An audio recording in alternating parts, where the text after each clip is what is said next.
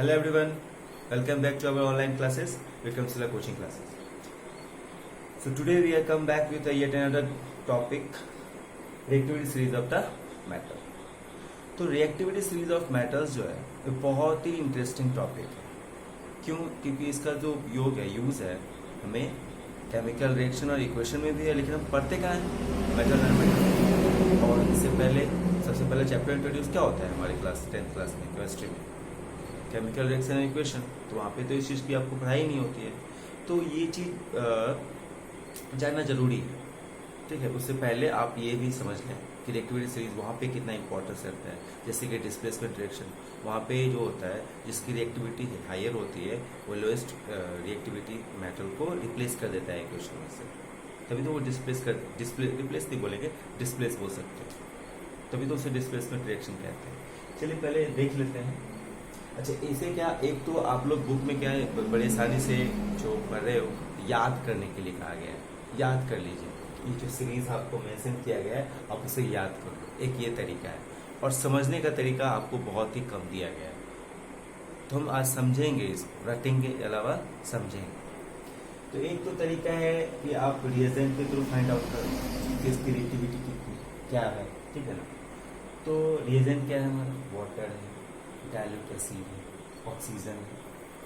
चलिए, तो इसमें देखते हैं कि उसके थ्रू रिएजेंट के थ्रू फाइंड आउट कर सकते हैं कि इसकी रिएक्टिविटी कितनी है.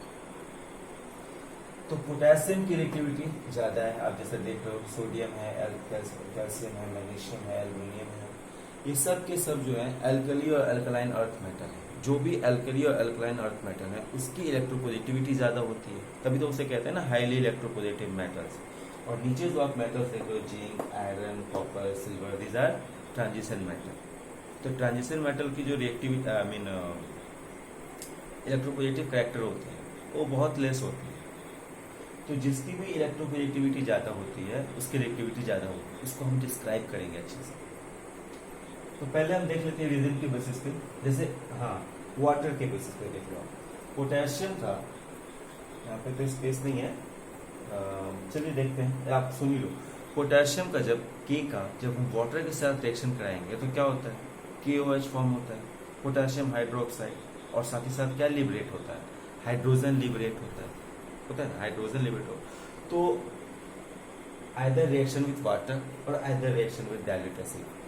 किसी भी हाई रिएक्टिव मेटल्स यहाँ पे कंसीडर किया गया है, जो भी हाईली रिएक्टिव मेटल्स है, अगर उनका रिएक्शन आप वाटर के साथ या फिर डाइल्यूट एसिड के साथ कराएंगे तो क्या लिबरेट करेगा? वो हाइड्रोजन लिबरेट करेगा. क्या करेगा? हाइड्रोजन, H2 गैस लिबरेट करता है. तो H2 गैस लिबरेट जो कर रहा हो वो क्या होगा? हाईली रिएक्टिव होगा. एक तो ये मेथड हो गया जानने का. ठीक है. और दूसरा, अच्छा इसके बाद पे आएंगे रिएक्शन विथ O2, बाद में आएंगे. अच्छा, तो इससे पहले मैंने आपको 2 लेक्चर पढ़ाया है, oxidation reduction reaction, oxidation and reduction reaction. वहां पे हम लोगों ने क्या जाना था कि अगर ऑक्सीडेशन हो रहा है तो लूज ऑफ इलेक्ट्रॉन होगा, एडिशन ऑफ ऑक्सीजन होगा, रिमूवल ऑफ हाइड्रोजन होगा. और इन रिडक्शन के केस में क्या जाने थे? गेन ऑफ इलेक्ट्रॉन होगा या फिर एडिशन ऑफ हाइड्रोजन होगा और रिमूवल ऑफ ऑक्सीजन. ये 3 प्रोसेस था जिससे हम ऑक्सीडेशन रिडक्शन रिएक्शन को पता कर सकते हैं कि आइदर ये ऑक्सीडाइज हुआ है और रिड्यूस हुआ है. उसी केस को हम यहाँ अप्लाई करने वाले हैं. अब देखो, जो पोटेशियम है मोस्ट रिएक्टिव है, और सिल्वर है वो लीस्ट रिएक्टिव है. तो पोटेशियम मोस्ट रिएक्टिव क्यों है? क्यों? ऐसे मेटल्स जो आसानी से इलेक्ट्रॉन लूज कर दें, खुद को स्टेबल गैस कॉन्फ़िगरेशन में अचीव करने, मतलब नोबल गैस कॉन्फ़िगरेशन में अचीव करने के लिए अगर ऐसा आसानी से इलेक्ट्रॉन अपना वो लूज कर देता है तो हाईली रिएक्टिव होता है. जैसे कि आप सब जानते हैं कि पोटेशियम की जो एटॉमिक नंबर होती है वो कितनी होती है? 19 होती है. मैंने यहाँ पे ड्रॉ कर रखा है. पोटेशियम की जो एटॉमिक नंबर होती है 19 होती है.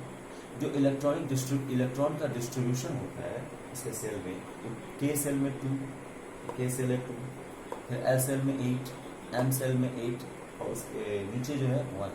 तो डिस्ट्रीब्यूशन 2, 8, 8, 18, 18 इस सीक्वेंस में होता है. तो आप देख रहे हो K, L, M shell fulfilled electron shell. जो N सेल है वहां पे इसको चाहिए था 18 इलेक्ट्रॉन, बट कितनी है? एक ही है. अब ये खुद को क्या करेगा? स्टेबल करने के लिए ये इलेक्ट्रॉन लूज करने की कोशिश करेगा. करेगा ना, 17 तो नहीं ले सकता क्योंकि इतनी एनर्जी ही नहीं है इसके पास। ये तो ऐसे क्या है, ये एक न्यूट्रल स्टेट में है ना, इसके पास कोई चार्ज भी नहीं है। कोई चार्ज है क्या पोटेशियम के पास? नहीं है, न्यूट्रल स्टेट में। तो ये इलेक्ट्रॉन लूज करेगा। कैसे लूज करेगा? इलेक्ट्रॉन लूज करेगा टेम्परेचर। जब इसकी टेम्परेचर इंक्रीज होगी तो इसकी एनर्जी इंक्रीज होगी। जब इसकी टेम्परेचर इंक्रीज होगी ना पोटेशियम की, तो इसकी एनर्जी इंक्रीज होगी, तभी इलेक्ट्रॉन लूज करेगा। और टेम्परेचर बढ़ा कैसे सकते हैं? टेम्परेचर बढ़ा कैसे सकते हैं? टेम्परेचर बढ़ा सकते हैं, आप लोग पढ़ चुके होंगे डिकम्पोजिशन रिएक्शन, वहाँ पे पॉइंट्स आया था ना, जैसे कि लाइट, हीट, सनलाइट, इन सब से क्या होगा, ये एनर्जी एब्जॉर्ब करेगा। कोई भी जो सब्सटेंस होता है, एलिमेंट होता है, वहाँ पे एनर्जी एब्जॉर्ब करता है। सेम केस यहाँ पे है। जब आप इसे इलेक्ट्रिसिटी या फिर लाइट दोगे या फिर सनलाइट दोगे तो क्या करेगा, ये एनर्जी एब्जॉर्ब करेगा। टेम्परेचर अगर इंक्रीज कैसे करा सकते हैं? इसकी 3 प्रोसेस है, तो वो क्या करेगा, इस प्रोसेस से लाइट के द्वारा या फिर इलेक्ट्रिसिटी के द्वारा या फिर सनलाइट के द्वारा इसकी टेम्परेचर बढ़ा सकते हैं। जैसे इसकी टेम्परेचर बढ़ेगा, क्यों? क्योंकि ये हीट को एब्जॉर्ब कर रहा है, तो टेम्परेचर बढ़ेगा। और सबको पता है हीट एब्जॉर्ब होता है, टेम्परेचर इंक्रीज होता है। तो हीट एब्जॉर्ब किया तो टेम्परेचर बढ़ा, इसकी एनर्जी बढ़ा। जैसे ही एनर्जी बढ़ेगा ना, ये इलेक्ट्रॉन लूज कर देगा। एनर्जी बढ़ेगा तो इलेक्ट्रॉन लूज करने की पोजीशन में आ जाएगा। और जैसे इलेक्ट्रॉन लूज करेगा, ये K+ के स्टेट में कैटायन फॉर्म कर लेगा।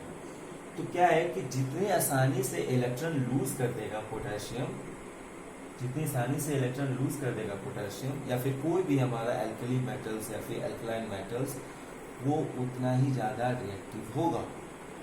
जो भी मेटल जितनी आसानी से इलेक्ट्रॉन लूज कर देता है ना, वो उतना ही ज्यादा रिएक्टिव होता है। और आप सबको पता है कि इलेक्ट्रॉन लूज करता है तो क्या होता है, ऑक्सीडेशन होता है ना। पिछले क्लास में हम ऑक्सीडेशन के पार्ट 2 पार्ट 1 में आपको पढ़ा चुके हैं। तो जो भी मेटल्स इलेक्ट्रॉन लूज करता है वो ऑक्सीडाइज होता है, ऑक्सीडेशन होता है उसमें। तो जो यहाँ पे मोस्ट रिएक्टिव, तो एक चीज कॉमन है, यदि इलेक्ट्रॉन लूज हुआ है तो ऑक्सीडेशन भी होगा और हाईली रिएक्टिव मतलब मोस्ट रिएक्टिव है।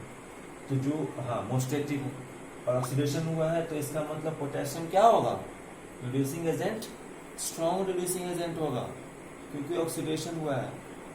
ठीक है ना, कि स्ट्रॉन्ग रिड्यूसिंग एजेंट है। अच्छा, हाईली इलेक्ट्रोपॉजिटिव भी है। तो आप जैसे जैसे नीचे जाओगे, इसकी इलेक्ट्रोपॉजिटिविटी डिक्रीज होगी। क्या होगी, इसकी इलेक्ट्रोपॉजिटिविटी डिक्रीज होगी। साथ ही साथ इसकी रिड्यूसिंग एजेंट, रिड्यूसिंग प्रॉपर्टीज है, वो भी डिक्रीज हो रहा है। तो अब क्या यहाँ पे एक चीज कॉमन हमें मिला कि अगर इसकी रिएक्टिविटी डिक्रीज हो रही है ना, तो इसकी इलेक्ट्रोपॉजिटिविटी डिक्रीज हो रही है, इसकी साथ ही साथ रिड्यूसिंग प्रॉपर्टी डिक्रीज हो रही है, तो सब के सब रिड्यूस हो रहा है। तो एक तो तरीका था कि आप रिएजेंट से पता कर लो कि रिएक्टिविटी सीरीज मेटल्स की कैसे, वाटर एसिड के साथ रिएक्ट कराओ तो हाइड्रोजन लिबरेट होगा, हाइड्रोजन गैस लिबरेट होगा, प्रोडक्ट जो फॉर्म होगा हमारा उसमें हाइड्रोजन गैस लिबरेट होगा। अच्छा, अब हम आ रहे हैं वापस ऑक्सीडेशन वाले प्रोसेस पे। मैंने आपको यहाँ बताया कि इलेक्ट्रॉन्स लूज करेगा जितना आसानी से, उतना वो हाईली रिएक्टिव होगा। तो अगर इलेक्ट्रॉन लूज कर रहा है तो ऑक्सीडेशन हो रहा है, तो रिड्यूसिंग प्रॉपर्टी भी उसकी, क्योंकि रिड्यूसिंग एजेंट की तरह बिहेव करेगा ना, तो रिड्यूसिंग एजेंट होगा, स्ट्रॉन्ग बेटर रिड्यूसिंग एजेंट होगा। लेकिन ऑक्सीडेशन के प्रोसेस में क्या पढ़े थे कि अगर हाइड्रोजन का रिमूवल होता है तो वो ऑक्सीडेशन होता है। तो यहाँ पे पूरा गेम जो है वो ऑक्सीडेशन का है। अब देखो पोटेशियम का अब एक हम कंसीडर कर लेते हैं। अब देखो पोटेशियम का रिएक्शन अगर वाटर के साथ कराया जाए तो क्या फॉर्म होगा, एक तो हो गया हमारा potassium hydroxide plus hydrogen gas liberate होगा ना, हाइड्रोजन गैस लिबरेट होगा। तो जब भी हाइड्रोजन का रिमूवल होगा ना, हाइड्रोजन का रिमूवल होगा तो क्या होगा, ऑक्सीडेशन होगा। तो एक हो गया कि यहाँ पे इलेक्ट्रॉन लूज कर रहा है इजीली, फिर दूसरा क्या, रिमूवल ऑफ हाइड्रोजन हो गई। और थर्ड प्रोसेस जो मैंने आपको डिस्कस नहीं किया था वो क्या, रिएक्ट विद ऑक्सीजन। अगर ऑक्सीजन का एडिशन होगा तो भी क्या होगा, ऑक्सीडेशन होगा। तो रिएक्टिविटी जो है वो घूम फिर के टोटली कहाँ आ गया, ऑक्सीडेशन आ गया ना, ऑक्सीडेशन का तीनों प्रोसेस कंसीडर हो गया, रिमूवल ऑफ हाइड्रोजन वाटर और एसिड के केस में, एडिशन ऑफ ऑक्सीजन अगर डायरेक्टली O2 से रिएक्ट कराते हैं तो lose of electrons, electrons easily lose कर देगा तो वो स्ट्रेट है। तो कहाँ आ गया, तीनों प्रोसेस कंसीडर हो गया। लेकिन सिंपल ये कह सकते हैं कि रिएक्टिविटी सीरीज ऑफ मेटल अगर वो बेटर ऑक्सीडेशन होता है तो क्या होगा, वो ऑक्सीडाइज होता है तो वो क्या होगा, उसकी रिएक्टिविटी हाई होगा।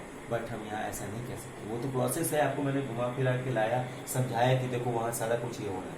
लेकिन ऑन एन सिंपल वे में आप ये कह सकते हो कि जो जितनी आसानी से इलेक्ट्रॉन लूज कर देना, जो भी मेटल हमारा जितनी आसानी से इलेक्ट्रॉन लूज कर देगा उसकी रिएक्टिविटी हाई होगी। अच्छा, तो आप देख रहे हो पोटेशियम, सोडियम, कैल्शियम, मैग्नीशियम, ये सब क्या है, हाईली इलेक्ट्रोपोलेटिंग मेटल, तो आसानी से इलेक्ट्रॉन लूज कर देगा। अच्छा, आप यहाँ पे एक चीज नोटिस कर रहे होंगे, आपके मन में डाउट भी होगा, जैसे कार्बन और हाइड्रोजन जो है वो तो मेटल है ही नहीं, हम पढ़ रहे हैं रिएक्टिविटी सीरीज ऑफ मेटल, तो आपने इसमें कंसीडर क्यों किया है। देखिए क्या है कि कार्बन की जो एटॉमिक नंबर है वो 6 होती है, सबको पता है। जब उसका इलेक्ट्रॉन डिस्ट्रीब्यूशन होगा तो के सेल में 2 इलेक्ट्रॉन और एल सेल में 8 चाहिए होता है, बट 4 ही उसके पास रेस्ट रहेगा तो 4 ही जाएगा। अब क्या है कि ये 4 अब 4 उसके पास प्रेजेंट है, अब 4 उसको चाहिए, उसको अभी स्टेबल गैस कॉन्फ़िगरेशन अचीव करने के लिए, नोबल गैस कॉन्फ़िगरेशन अचीव करने के लिए। तो आइदर वो 4 लूज कर सकता है और 4 गेन कर सकता है, दोनों केस पॉसिबल है। तो जिस केस में वो 4 इलेक्ट्रॉन लूज कर देगा, वो उस केस में कार्बन मेटल की तरह बिहेव करेगा। रिमेंबर, मैंने नहीं कहा कि मेटल है, मेटल की तरह बिहेव करेगा। और जिस केस में वो 4 इलेक्ट्रॉन गेन करेगा, उसमें तो डेफिनेटली नॉन मेटल की है, नॉन मेटल तो है और डेफिनेटली नॉन मेटल की तरह बिहेव करेगा। सेम विथ हाइड्रोजन, हाइड्रोजन के साथ भी सेम ही प्रॉब्लम है। अगर हाइड्रोजन की एटॉमिक नंबर 1 है तो उसके फर्स्ट के सेल में एक ही इलेक्ट्रॉन जाएगा। अब क्या है कि ये एक इलेक्ट्रॉन लूज कर सकता है और गेन भी कर सकता है। तो इनकेस अगर लूज करता है तो मेटल की तरह बिहेव करेगा। क्या करेगा, बिहेव करेगा। मेटल हो नहीं जाएगा, बन नहीं जाएगा, मेटल की तरह बिहेव करेगा। अगर वो एक्सेप्ट कर लिया तो डैम श्योर फिर तो नॉन मेटल है ही, नॉन मेटल ही प्रॉपर्टी शो करेगा। दैट्स व्हाई कार्बन और हाइड्रोजन का consideration reactivity series of metal में किया गया है। ठीक है ना। तो ये था आपका रिएक्टिविटी सीरीज ऑफ मेटल। इसके साथ और reactivity series of non metal भी है, फिर हम कंबाइन क्या होता है ये चीज देखेंगे। तो होपफुली आपको ये चीज समझ आया होगा रिएक्टिविटी सीरीज ऑफ मेटल। अच्छा, तो और भी चीज जानना चाहते हैं और अच्छे से पढ़ना चाहते हैं, केमिस्ट्री को अच्छे से समझना चाहते हैं, तो हमारे साथ पढ़िए, हमारा क्लास ज्वाइन कीजिए। तो ज्वाइन कैसे करेंगे, आप रजिस्टर कर सकते हैं इस नंबर से, नंबर है 8420630540। इस नंबर से आप रजिस्टर करके हमारी कोचिंग को ज्वाइन कर सकते हैं। हमारे क्लासेस ऑलरेडी 9-10 के बच्चों के लिए चल रहा है। ठीक है, ये ऑनलाइन क्लासेस चल रहा है। ठीक है, अगर आप ज्वाइन करना चाहते हैं तो मैंने जो नंबर दिया है इस पर आपको बस क्या करना होगा, इस नंबर को आप सेव कर लीजिए और उस पर एक मैसेज टेक्स्ट कीजिए हेलो, फिर we can ask you some details like your name, your father name, your place, your class, your board, ये सब चीज़ पूछेंगे। आप जैसे वहाँ पे इस सारी डिटेल्स को एंटर करोगे आपकी रजिस्ट्रेशन कंफर्म हो जाएगी। फिर आपको 1 वीक का एक फ्री डेमो क्लास प्रोवाइड कराया जाएगा। उस 1 वीक में आप देखो कि आपको कैसा लग रहा है। इफ़ अगर अच्छा लग रहा है यहाँ पे तो आपको समझ में आ ही गया होगा। लेकिन और भी, और मतलब सिर्फ केमिस्ट्री तो नहीं है ना, और भी तो बाकी सब्जेक्ट्स हैं, जैसे हम लोग 5 सब्जेक्ट पढ़ाते हैं, तो वो सब सब्जेक्ट्स आपको समझ में आना चाहिए, तभी तो आपको सेटिस्फैक्शन मिलेगी। तो आप उसी सेटिस्फैक्शन के लिए 1 वीक का डेमो प्रोवाइड किया गया। तो आप उस डेमो क्लास को अटेंड कीजिए, फिर उसके बाद देखेंगे आपको अच्छा लगता है तो आप हमारे साथ आगे क्लास पर ज्वाइन कर सकते हैं। ठीक है, चलिए फिर देन ओके, बाय।